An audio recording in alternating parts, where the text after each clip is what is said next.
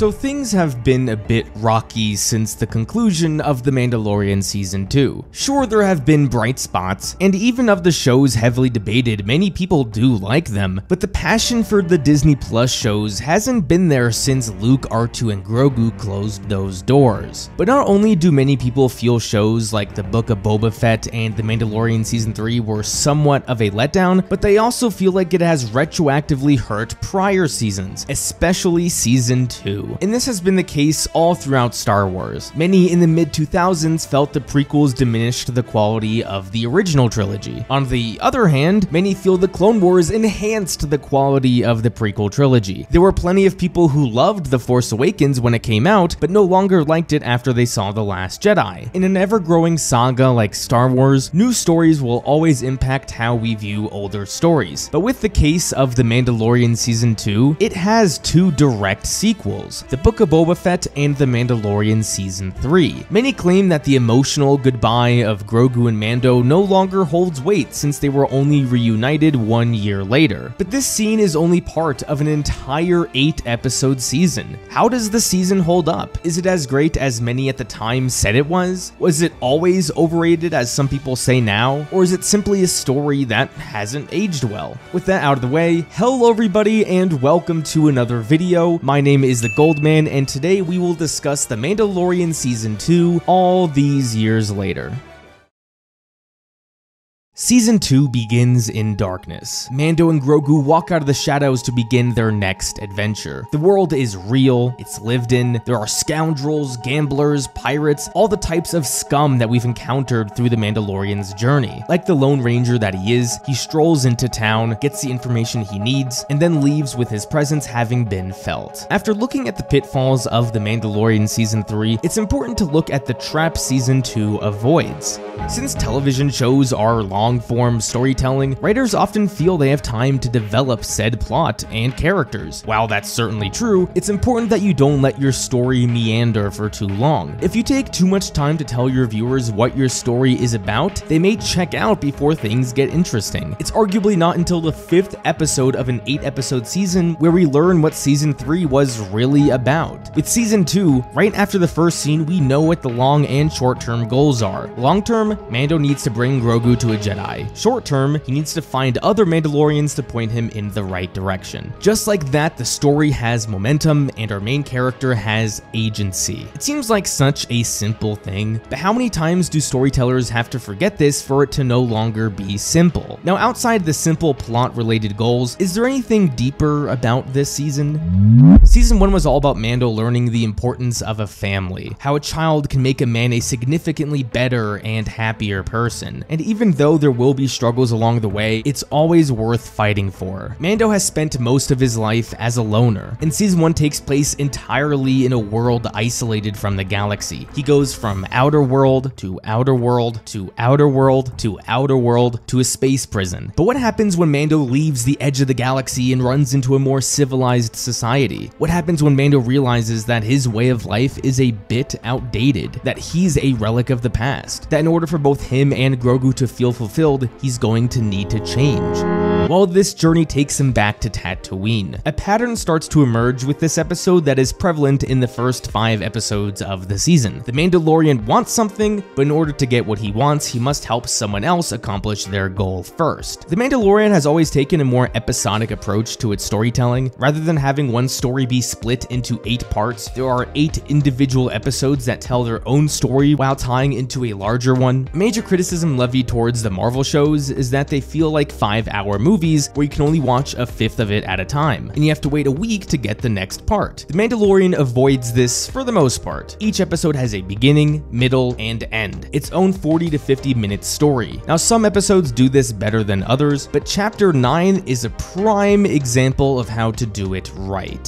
So Mando strolls into the desert, into a remote town called Mos Pelgo. Dave Filoni and Jon Favreau have never been shy of expressing what influences them. The trope of the Lone Ranger strolling into town town is one of the oldest tropes in Hollywood. One thing I love that Jon Favreau once said was that the original Star Wars is not what inspires The Mandalorian. It's the inspirations of Star Wars that inspire The Mandalorian. They're going back to the DNA of Star Wars to use as the bedrock for this show, and we see that here. The cowboy walks into a bar, encounters a ranger, and conflict arises. Only that conflict is short-lived. Along with this formula that Season 2 introduces, one common trope across all of the series are the people Mando meets along the way. Sometimes we meet these criminals who get their comeuppance, sometimes we get people who are a bit more morally gray, and sometimes we meet people who will become key friends with Mando. Cobb Vanth not only becomes one of those key friends, but he is a great supporting character. Not only does this episode have an engaging story that I'll touch on in a second, but it also gives the supporting characters an arc to go on. We learn that Cobb Vanth is not some rugged pirate who kills Mandalorians for their armor, like the Cyclops we saw in the beginning of the episode. He's an ordinary guy who has taken it upon himself to protect his town and his people. Mando starts to ponder the possibility that not everyone is like the criminals we saw in Season 1. Maybe there's something better in this more civilized world. We get a brief flashback which serves as Cobb Vanth's origin story. Now, flashbacks can be tricky because they almost always just serve as exposition, but here we not only get exposition, but character development and world building. From a character point of view, we learn that we can trust Cobb Vanth. In this world of criminals, Cobb Vanth is a dude who has honor and just wants to protect people. That's something we can respect and we grow to like him. But what I like even more about this scene is the world building it does. We all grew up watching the Star Wars movies. We know how the destruction of the second Death Star and the defeat of the Emperor was the ultimate victory. Our heroes celebrated, and it was the culmination of the entire trilogy. But The Mandalorian explores how this wasn't so great for everyone. After the defeat of the Empire, a vacuum was left on Tatooine. This allowed pirates to step right in and enforce their will. And it's not just happening here on Tatooine, but elsewhere in the galaxy. It gives us a hint as to why a First Order would arise. The actions of the rebels had consequences. The world building isn't too extensive, but it's enough to challenge our point of view, and I love that. So Mando agrees to help Cobb Vanth, but what they need is the help of the Tusken Raiders. I've spoken about this before extensively, especially in my Book of Boba Fett video, but the work the Mandoverse has done with the Tusken Raiders has been nothing short of phenomenal. They aren't simply these savages that we saw murder Anakin's mother. They are a somewhat civilized group with their own tribes and cultures. Cobb Vanth has probably only seen the Star Wars movies because he doesn't like them. But as the episode progresses, he opens up to the Tusken Raiders. He goes from threatening to shoot them, to defending one of them from his own people, to working alongside them. At first, he refuses to drink whatever is in this ball thingy, but right before the battle, he gladly accepts. It's a small arc, but in a 50-minute episode, there's only so much you can accomplish. So I like that the writers gave this episode a character arc nonetheless. Now, is implementing a character arc the reason this episode is so great? It's part of it. Is this episode so great because of the world building it does? Sure, but some of the other episodes have great world building too. Is this episode great because it simply is just really entertaining, especially with the hilarious gag of the Tusken Raider getting eaten? Again, it's part of it, but not all of it. What makes this episode so awesome is the final battle, the battle against the Krayt Dragon.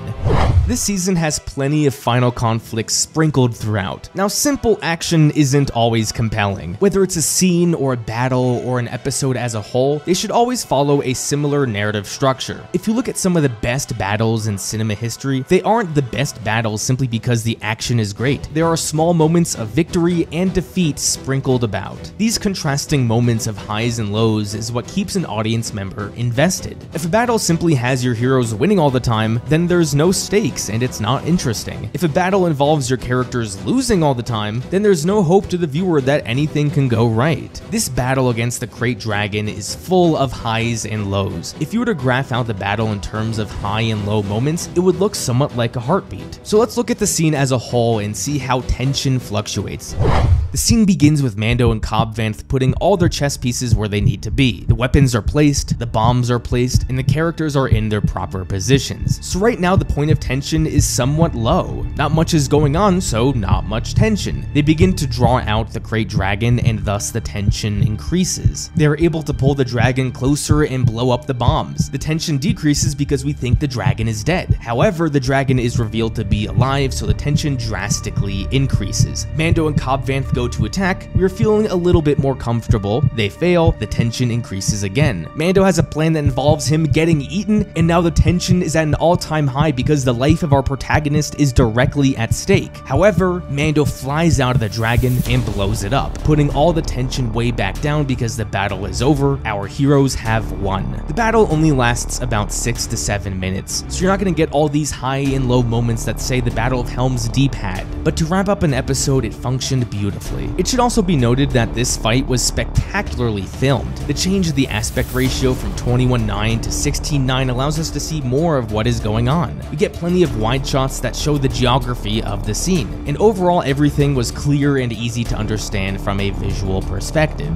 Some may say The Mandalorian at its core isn't really about an overarching story, that it's about the adventures Mando and Grogu take along the way and the people they meet. So in the grand scheme of things, some will say this episode was filler, because Mando isn't really any closer to finding a Mandalorian, let alone a Jedi. But that's not true. While Cobb Vanth may not be a Mandalorian, does he not embody everything that a good Mandalorian should represent? He's a more than capable fighter, he isn't afraid of conflict, but he also knows how to protect people, and he uses the tools of the armor as a means to lead and guide his people to safety. The only thing that would hold Cobb Vanth back from being a Mandalorian is that he doesn't follow the creed. Is the creed really what's best for Mandalorians? We'll have to find out. The episode ends with Mando riding off into the sunset, having accomplished his goal of helping Cobb Vanth. But just before we cut to black, we get a look at the first returning character in the entire series, Boba Fett. The topic of cameos and returning characters is often discussed when talking about The Mandalorian Season 2, and don't worry, I'll have plenty to say about that later. Before I continue on with the rest of this video, only 8.6% of viewers are subscribed to this channel, so if you're enjoying this video, please consider subscribing for more content like this. Thank you. Chapter 10 begins with a reminder that just because he stopped Moff Gideon once, the target on his back still remains. Some pirates or whatever attack Mando and hold Grogu at knife point. Even though he dispatches them relatively easily, it's a hint as to what's to come. Mando returns to Mos Eisley back to square one. He's not any closer to finding a Jedi, and he's not even closer to finding other Mandalorians. However, an opportunity arises, and all he has to do is serve as a glorified taxi driver to a frog. But once he leaves, his crimes against the New Republic catch up to him. He's forced to run, only to end up in the bottom of a frozen ditch. I remember thinking this episode was by far the weakest of the season. It just felt like that random episode where Mando got stuck in a cave with a frog and fought some spiders. But upon my rewatch, I couldn't be more wrong.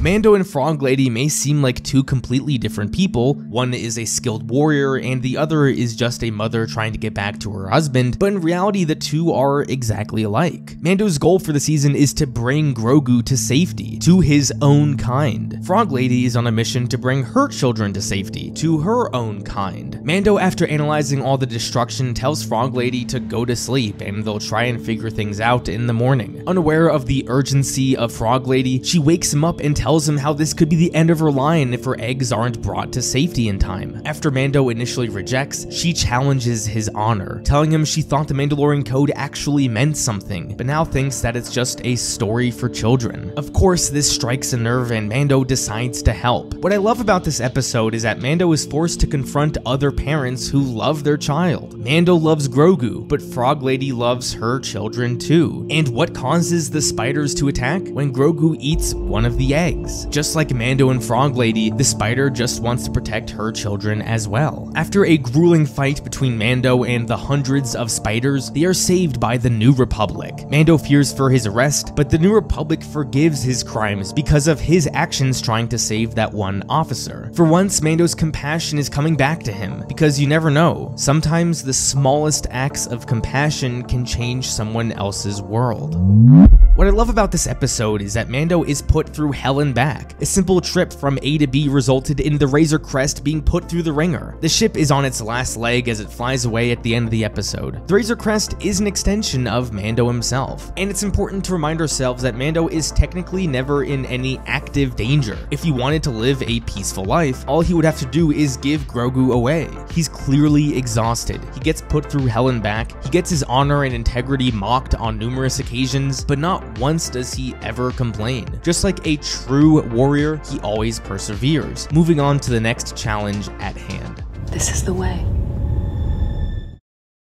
Chapter 11 begins with the Razor Crest being torn apart even further, but once our characters reach safety, we get maybe one of the most wholesome moments in Star Wars. With these Star Wars stories, it always seems like there's these galactic consequences. We find a slave boy who happens to be the chosen one, we find a farmer who happens to be the son of the chosen one, we find an orphan girl who happens to be the granddaughter of the former emperor of the galaxy. We begin these stories with what seems to be a small group of ordinary people, but the hero's journey takes them on an extraordinary path. The fates of the characters are directly tied with the fate of the galaxy. In the movies, we almost never get to take a look into just ordinary people. The closest we get to that was probably the beginning of Rogue One. But granted, even there, the father happened to be the key engineer behind the construction of the Death Star. With this episode of The Mandalorian, the Frog Lady and her husband are genuine, ordinary people. They aren't part of some huge war. They don't have a child that happens to be the chosen one. They aren't spies for one side of a conflict. They are just a couple trying to make a life for themselves. The fact that a significant portion of the audience was so happy to see Frog Lady back with her husband, I think shows how brilliant of a universe Star Wars is. You're getting emotional over two frogs hugging each other. That sounds so ridiculous, but the story of Star Wars at its core is so human and so personal that we are able to care for people that, again, look like frogs. Star Wars also doesn't have the best track record when it comes to happy endings with relationships, but for once, we get one here. Just a happy couple excited to start their family. Mando sees this, and maybe it's the start of something to come. Mando has constantly been trying to bring Grogu to his people, but what does Mando want himself? By the time we get to the ending of Season 3, Mando and Grogu can finally rest and watch the sunrise together. Was he inspired by the frog couple way back when?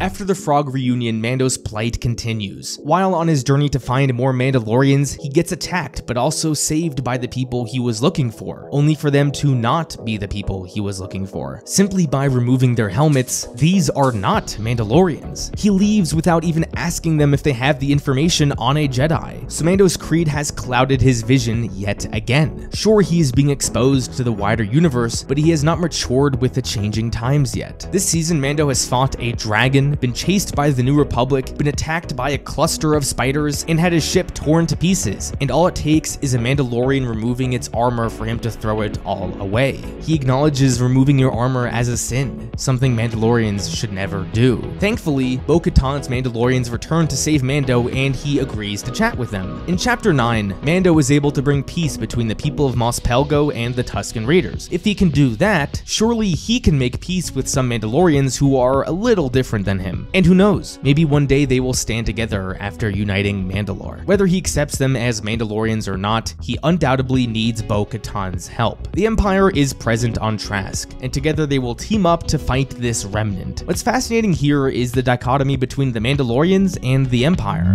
While this was Bo-Katan's introduction to many, it wasn't her introduction to all. We know most of Bo-Katan's story. Once a proud member of Death Watch, she fought to restore the old ways of Mandalore. Her sister Satine was a symbol of progress, while Bo-Katan was an anchor to the past. After the Clone Wars, Bo-Katan was forced to reinvent herself, to fight for Mandalorians as a whole rather than resorting to her old ways. The last we saw her, she was wielding the darksaber with the promise of reuniting Mandalore, but now she's lost, fighting to retake her homeworld for her people. Bo-Katan was once fighting for tradition, but now she's fighting for progress.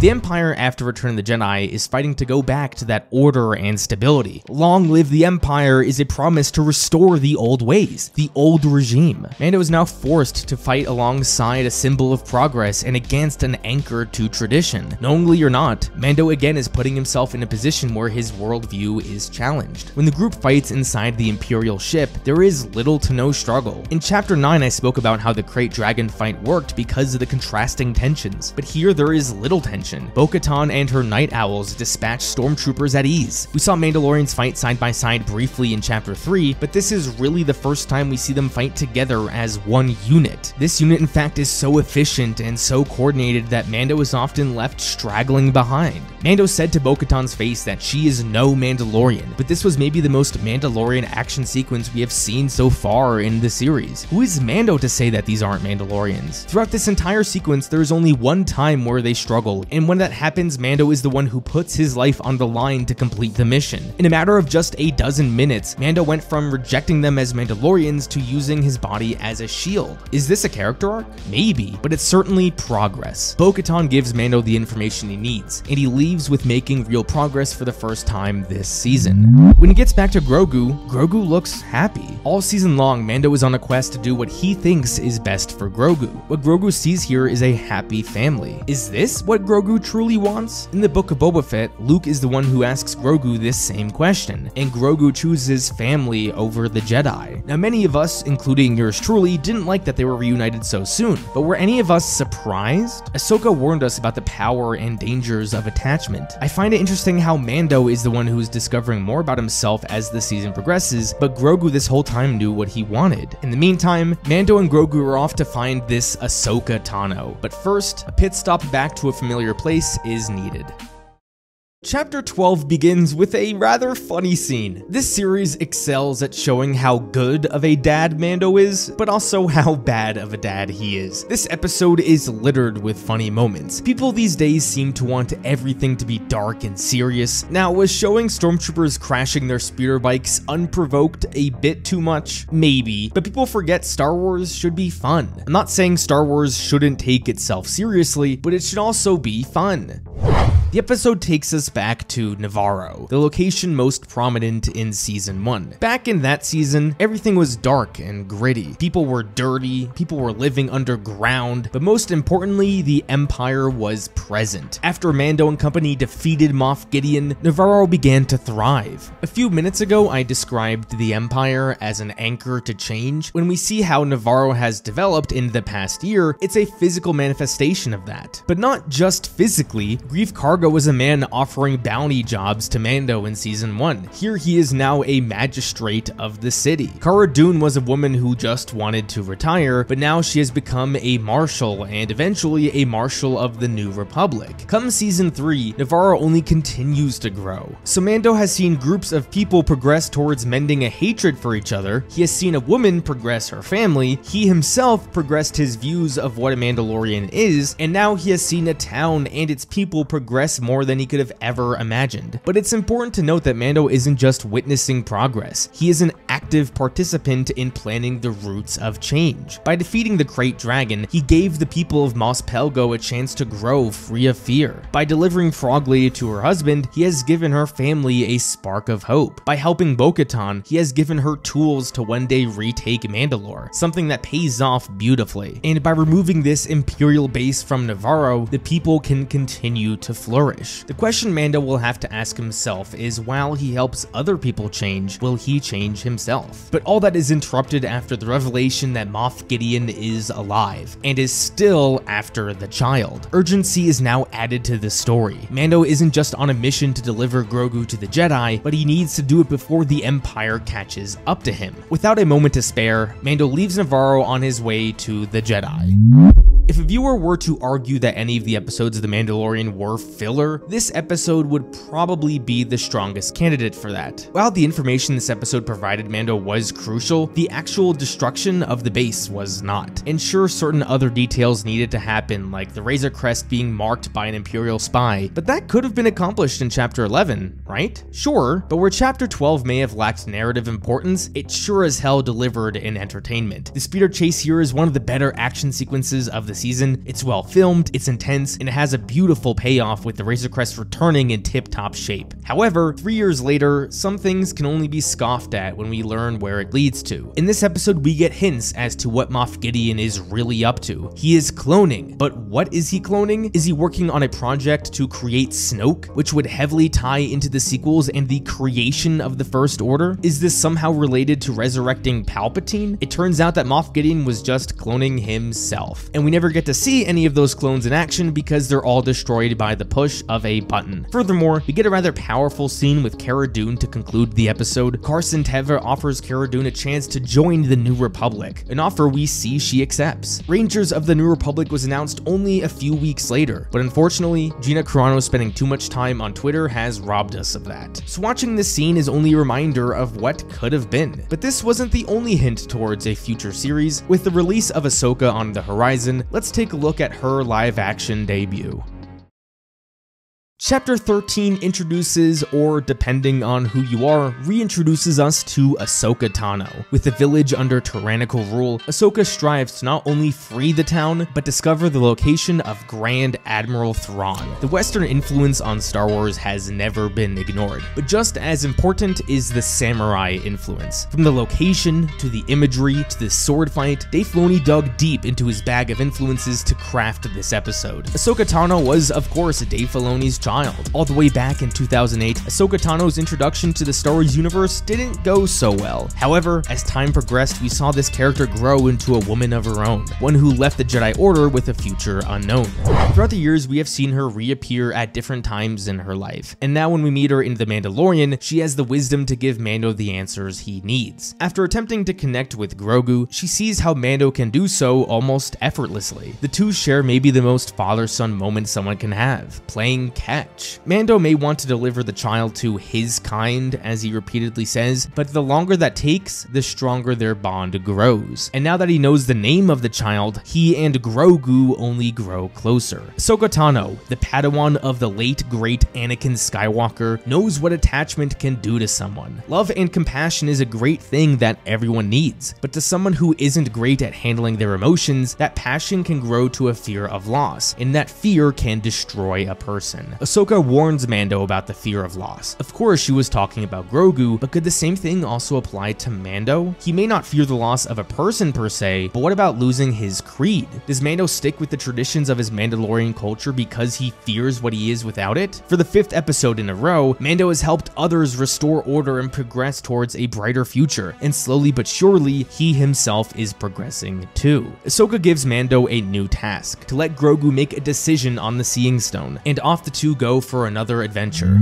So far this season, we have been reintroduced to 3 pre-existing characters, Boba Fett, Bo-Katan, and Ahsoka. The final episode will bring us the return of not any Star Wars character, but the Star Wars character. In the years since the release of The Mandalorian Season 2, the appearance of these 4 characters has been used to criticize the season. People say Season 1 was so great because it didn't need to rely on cameos and it served as its own self-contained story, but Season 2 relied too much on it. This criticism is one that I understand, but think is complete nonsense, for the most part. When Star Wars brings back pre-existing characters, I ask myself this: could you replace this character with almost any other character? If you can, then it's a bit fanservice-y. If you can't, then the appearance is warranted. With Ahsoka, Mando is tasked with finding a Jedi. How many Jedi do we know are alive at this time? We know Ahsoka, we know Luke, we know Ezra, who is currently still missing, and that's it. Sure, the story could have introduced a new Jedi that survived that Mando went to find, but what makes Ahsoka relevant to this story is her experiences with loss and change. Sure, people who haven't seen the animated shows don't know Ahsoka's past. We know Ahsoka has had to change multiple times, and she has seen what fear can do to a person. So for those reasons, Ahsoka is the perfect character for Mando to run into, and I don't agree that it was solely for fan service. What about Bo-Katan? At this point in the story, how many other clans of Mandalorians can Mando run into? We know Sabine is out there, but she's going to be reintroduced in Ahsoka. All that really leaves is Bo-Katan and a bunch of other people we barely know. Also, Bo-Katan is someone with key importance in the story of the Mandalorians, and not knowing who Bo-Katan is while watching this episode doesn't hinder your experience at all. The only important detail that you need to know is that she once wielded the darksaber, which at that point in the story, the audience doesn't know what it is yet. So with Bo-Katan, you need almost zero prior knowledge to understand the episode, and thus I disagree that it hurts the story. What about Boba Fett? You guys have a point there. The only reason Boba Fett is relevant to this story is because because he has Mandalorian armor. And after Boba comes back in the next episode, all he does is fly Mando across the galaxy since the Razor Crest is gone. This was almost pure fan service, so I get why people may not like it. But don't forget, the writers also wanted to set up his own show, which turned out to be fantastic, right? Only 3 years later can people say that having returning characters hurt the second season, because at the time it was not only mostly warranted, but also brought so much life and energy into the fandom. And frankly, if a lack of cameos is the secret to a successful season, then why isn't Mandalorian Season 3 being praised for its lack of cameos? Bo-Katan was already in The Mandalorian, and besides her, there are no other pre-existing characters that show up. Oh no,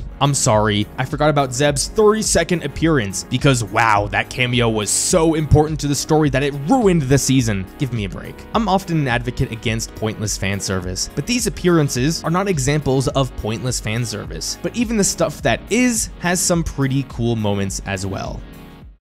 Chapter 14 begins with our favorite duo playing catch again. Mando, now knowing Grogu's name, feels closer to him than ever, although he still convinces himself that he is doing what's right by giving away Grogu to a Jedi. Ironically, in order to give Grogu a brighter future, they must go to a relic of the past. Tython is not a name unknown to some Star Wars fans, and now it is being brought to the small screen. This opening scene is a peaceful moment for sure, but all that joy is interrupted by a title sequence. This episode is titled The Tragedy, and even though every episode reveals its title in the beginning, this is really the first time that the title affected the flow of a story. We know this peaceful moment is going to be shattered by some tragedy. What is this tragedy? What's going to happen to our characters? Suspense has now been built. Atop the Seeing Stone, Mando is lost, as he usually is when it comes to this Jedi stuff. But out from the skies, another relic from the past appears. Slave One, the ship of Boba Fett. Now, this is not a reference to some animated show. We saw this ship in 2 of the main Star Wars movies. Boba Fett is here, the most famous bounty hunter in the Star Wars mythos. Boba Fett was supposed to have the 3rd anthology movie after Solo, but after things didn't go Lucasfilm's way, Jon Favreau pitched a Boba Fett series on Disney+. Instead of only getting Boba Fett, audiences would be introduced to a guy who looks exactly like Boba Fett, but with different color armor. Back in 2019, casual audiences didn't know what a Mandalorian was. They see this guy and think, oh, he's a Boba Fett. But now the mythos has been fleshed out. Most people know what a Mandalorian is. When these two meet, it's almost surreal in a way. The inspired is meeting the inspiration. But we know Boba Fett is not the same person Mando is. Is Boba Fett gonna cause this tragedy the title suggests? We know Boba Fett is a bounty hunter, one supposedly ruthless enough to disintegrate his victims. No disintegration.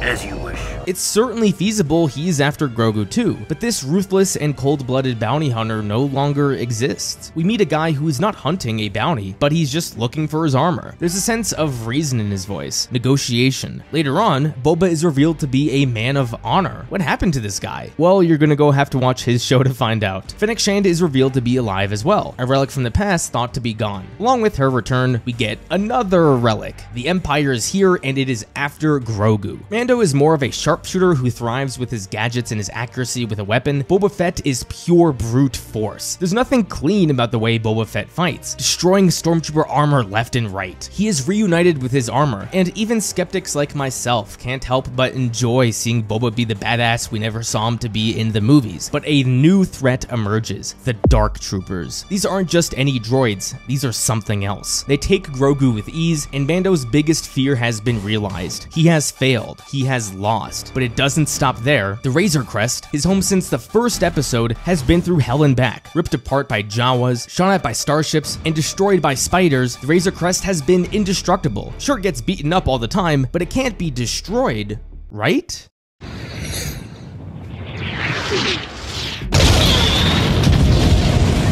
Everything is gone. Mando's home, Mando's best friend, and Mando's purpose are all gone. During this time of ultimate defeat, what will he do? Will he regress back to his old ways, go back to bounty hunting and live a lonely life? Or will he be forced to change even further, make decisions he never thought he'd have to make? All we know for sure is that there is one glimmer of hope, and this hope to save this Mandalorian and a baby Yoda lies in the hands of Bill Burr.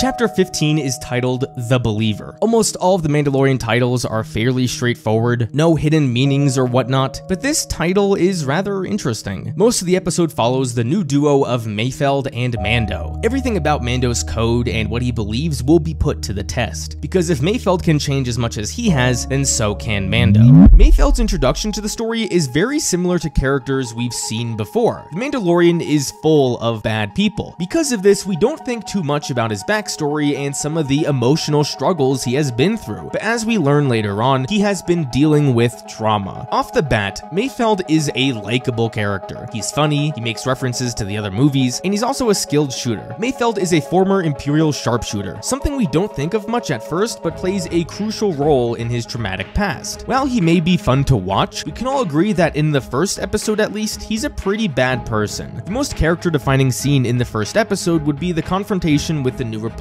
officer. In the story, the most powerful conflict that can exist between two characters is not the physical conflict, but the moral conflict. Mando believes that the life of the New Republic officer should be spared. While having a gray moral compass as a bounty hunter, Mando has been shown to be a person with compassion. That is the basis of his relationship to Grogu. Mayfeld, on the other hand, wants to kill the officer because leaving him alive poses a threat to the mission at hand. This scene is important because it establishes the foundation of their relationship, which is further explored in Chapter 15. After some arguing, the Twi'lek chick kills the officer, and while Mayfeld may not have done it himself, he definitely approves. He inevitably turns on Mando, but he gets his comeuppance when he is thrown into a New Republic jail. This first episode, when it comes to the character of Mayfeld, is mostly set up for his return in the second season. Like Mando, Mayfeld once belonged to an order that had strong beliefs and values, the Empire. But since the Empire has fallen, how has Mayfeld progressed? How has he been forced to change his values? At first, it doesn't matter. Everyone here has already prejudged Mayfeld. Mando thinks he's a criminal because, well, he is one, and Cara Dune thinks negatively upon him because he's a former Imperial. There's a lot of judging a book by its cover in this episode. When confronted with being a former Imperial, Mayfeld appears to be defending himself by saying that was a long time ago. Regardless, Mayfeld is being briefed on the mission and agrees to join. What's interesting at first, and kinda threw me off, is how terrible of a deal Mayfeld has, yet he accepts it. The deal is that after the mission, he will go back to jail but have a better view. Is this something that Mayfeld would likely risk his life for? I don't think so, but as we learn, Mayfeld isn't doing this for Mando or Grogu or Cara Dune. He's doing it for himself. They eventually get to the planet with the Imperial base, and they all realize they can't go into the base except for Mando and Mayfeld. When Mayfeld suggests he goes alone, Cara Dune immediately shuts him down, thinking he will alert the Empire to his presence. Cara has this belief that once an Imperial, always an Imperial. We learned in Season 1 that she was from Alderaan. With one sentence, we understand why she joined the rebellion and why she hates the Empire so much. So of course, when she meets Mayfeld, she's going to treat him like crap. He's Imperial, part of the organization that destroyed her home. But at the end of the episode, she too learned that people can change, that people can progress past old values and beliefs they once had. Sure, he was once an Imperial almost a decade ago, but that doesn't mean he can't become better, and that doesn't mean he has to suffer the consequences of that for the rest of his life. She sees that he is the one to blow up the base, so she decides to let him go free. By seeing how Mayfeld was able to better himself, she's able to better herself as well.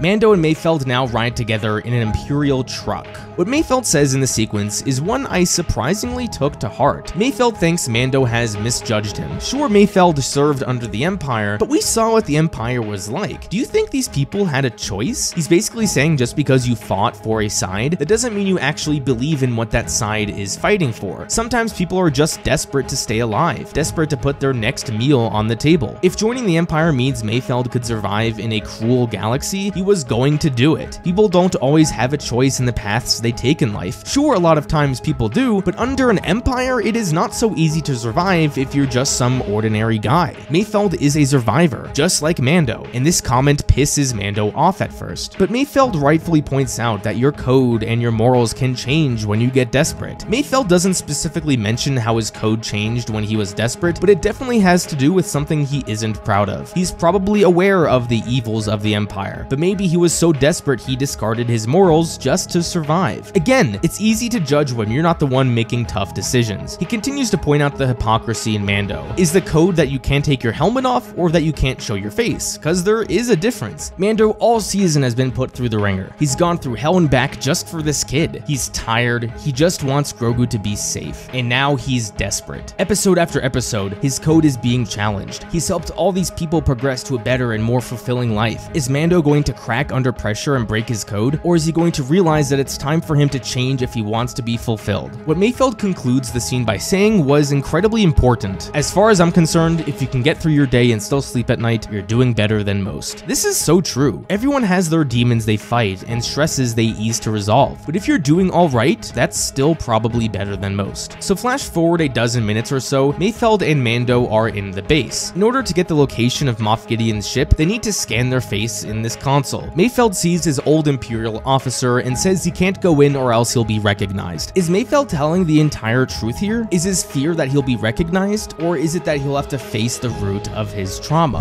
Mando walks in and learns he must show his face, his code, his creed, his beliefs that are strongly tethered to his past. If he wants to save Grogu, he's going to have to break it all. What will the consequences be? It doesn't matter right now. All that matters is Grogu. So he removes the helmet just at the chance of seeing Grogu again. 2 seasons have built up to this moment. At the end of season 1, he would almost rather die than show his face to another person. He only took off his helmet because a droid is technically not a person. But 1 season later, after everything he has been through, after seeing all the sacrifices people have made, after seeing how people have changed, he is ready to take that risk himself. Mando gets in trouble and Mayfeld overcomes his biggest fears and confronts the officer. This entire scene has some of the best writing that I have ever seen in Star Wars. Mayfeld brings up Operation Cinder. In the video game Star Wars Battlefront 2, the Empire launched an attack on several worlds, killing thousands if not millions of people. These people that were killed include Imperials who already were stationed on these planets. So what Mayfeld references here is that he witnessed a bunch of his friends in the Empire get killed by their own empire. This officer represents the source of all of Mayfeld's problems, and he is looking for the officer to show some remorse, some acknowledgement of wrongdoing. This is the closure that Mayfeld wants, but he doesn't get that. He gets something worse. Mayfeld talks about how all these people, both civilians and Imperials, died that day, and for what? The officer says that they were heroes to the Empire, and that Operation Cinder is not going to compare to what the Empire is going to do in the future. Reference a future we all know will become true. Mayfeld realizes there is no admission of wrongdoing,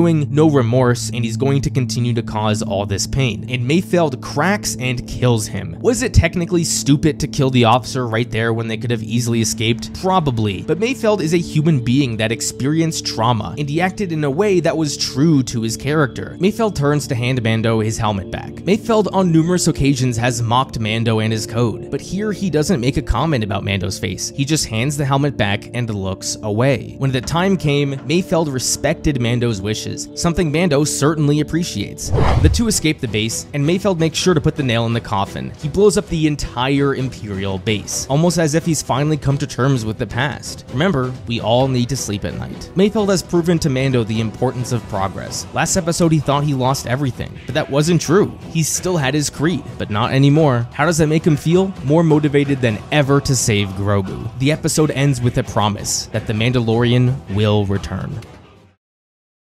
The finale begins with Imperials on the run. Mando knows where Moff Gideon is, but he needs help. They journey back to Bo-Katan, but first they must get over their differences. Bo-Katan finds Boba Fett to be a disgrace to his armor. She thinks Mando is part of a cult, and Mando doesn't think she's a real Mandalorian. This division, this gatekeeping, is what led to the Mandalorians' downfall before. In order for them to accomplish their goals, they must work together. The plan is simple. Bo-Katan and company will march through the cruiser, while Mando sneaks behind to rescue Grogu. The only condition is that Bo must fight Gideon. Mando exits the transport and begins this mission the same way he began the series, alone. He wanders through the cruiser and runs into this new terrifying piece of technology, the Dark Trooper, the antithesis to the Mandalorian's story. Dr. Parshing said the secret to perfecting the Dark Trooper was to remove the human. There's no soul there, just an expressionless face, craving violence. Mando began the series the same way. Barely a soul, barely a word, sword and that same expressionless face. But while removing the human is what allowed the Dark Trooper to thrive, adding the human is what allowed the Mandalorian to thrive. Defeating the Dark Trooper was not easy, but Mando prevails. He was lucky he only had to face one, because to face many and live would be truly extraordinary.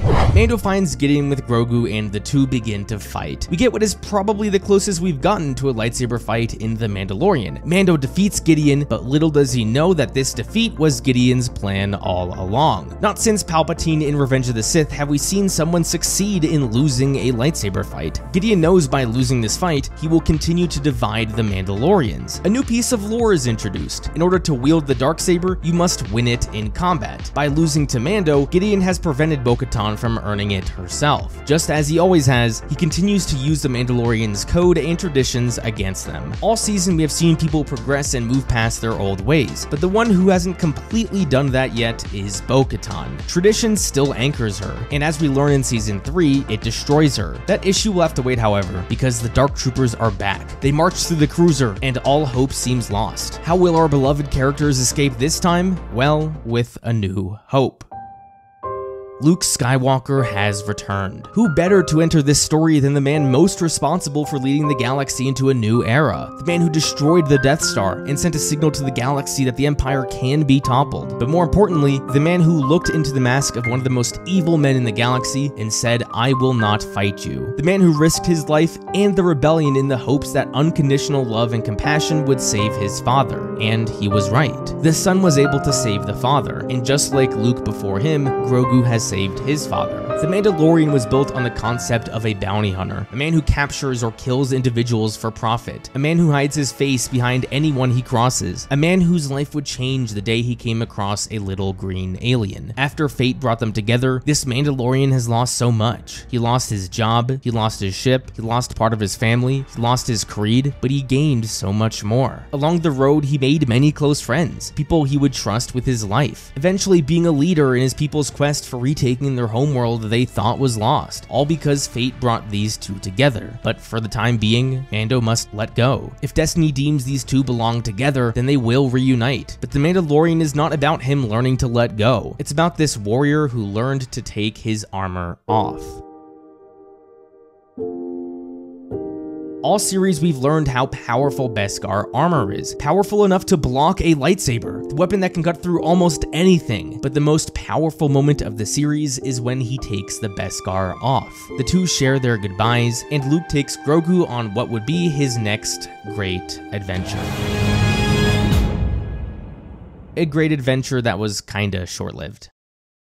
A little over 1 year later, Mando decided to risk his life helping his new pal Boba Fett fight off the Pike Syndicate. During this battle, without a clue as to why, fate reunited Grogu with Mando. The two continued their adventures together, where in The Mandalorian Season 3 they would team up with Bo-Katan to help retake Mandalore. When I was rewatching the second season for this video, after the doors closed on Luke in that elevator, a button showed up that said, "Click here for the next episode." I clicked, and The Mandalorian Season 3 began. After a fun opening sequence, we see that Grogu is there right away. I get that we Star Wars fans watch everything. I get that the Book of Boba Fett really serves as a season 2.5 of The Mandalorian, but since this video is a years later video, sometimes I like to ponder how decisions will be viewed years from now. When the story of The Mandalorian eventually completes, how will people view this decision? How will Lucasfilm and Disney let new viewers know that after season 2 they should not go straight to season 3 and instead watch a show about Boba Fett? What I do know is that if they don't watch the Book of Boba Fett, the start of season 3 will be beyond jarring, borderline season ruining. But this is a season 2 video. This moment here where Mando and Grogu stare into each other's eyes and say goodbye, was it ruined? After going through the entire season and examining the themes and arcs that characters went on, no, it was not ruined. As I said before, the season was not about Mando learning to let go. It's the story of how a warrior learned to take the armor off. Nothing from the Book of Boba Fett or The Mandalorian Season 3 changes that, but even though the season was not ruined, I can't help but ponder how great the third season could have been.